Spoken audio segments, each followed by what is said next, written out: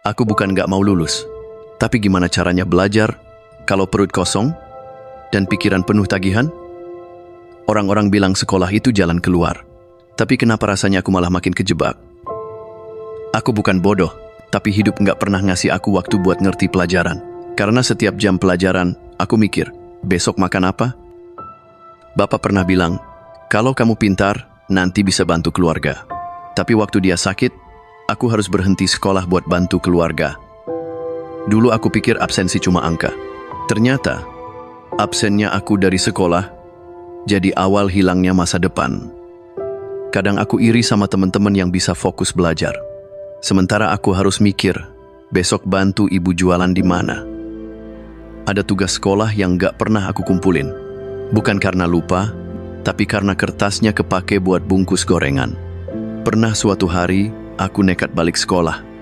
Tapi bukan disambut pelukan, malah disambut tatapan sinis karena seragamku bau minyak. Guru nanya, kok kamu gak masuk seminggu? Tapi gimana jawabnya? Kalau selama seminggu aku jadi kurir di jalanan?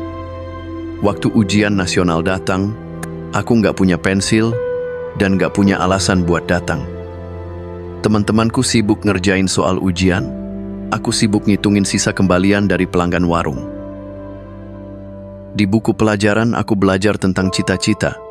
Tapi di rumah, aku belajar gimana caranya bertahan hidup. Aku pernah nyoba daftar beasiswa. Tapi katanya harus ada nilai dan orang dalam. Katanya sekolah itu gratis. Tapi kenapa aku harus ngutang buat beli sepatu? Ada yang nilainya tinggi tapi nggak ngerti hidup. Aku nggak punya rapor bagus, tapi aku ngerti arti lapar. Aku pernah mimpi jadi guru. Tapi gimana mau ngajarin orang lain kalau aku sendiri disuruh berhenti sekolah? Kata ibu, pendidikan itu penting. Tapi listrik rumah kami sering mati dan lilin terlalu mahal buat belajar malam-malam. Temanku punya meja belajar. Aku punya kardus bekas mie instan dan dengkuran tetangga sebagai musik malam. Aku nggak malu miskin, tapi kadang aku capek harus pura-pura biasa aja. Pendidikan itu katanya hak semua orang, tapi kenapa rasanya cuma untuk yang mampu?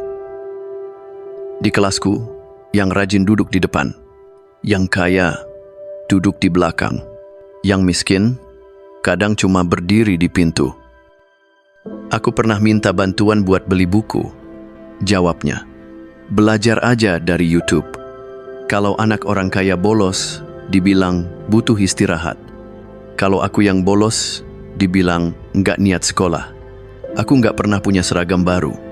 Semua bekas, semua kebesaran. Tapi aku pakai dengan bangga karena cuma itu yang kupunya.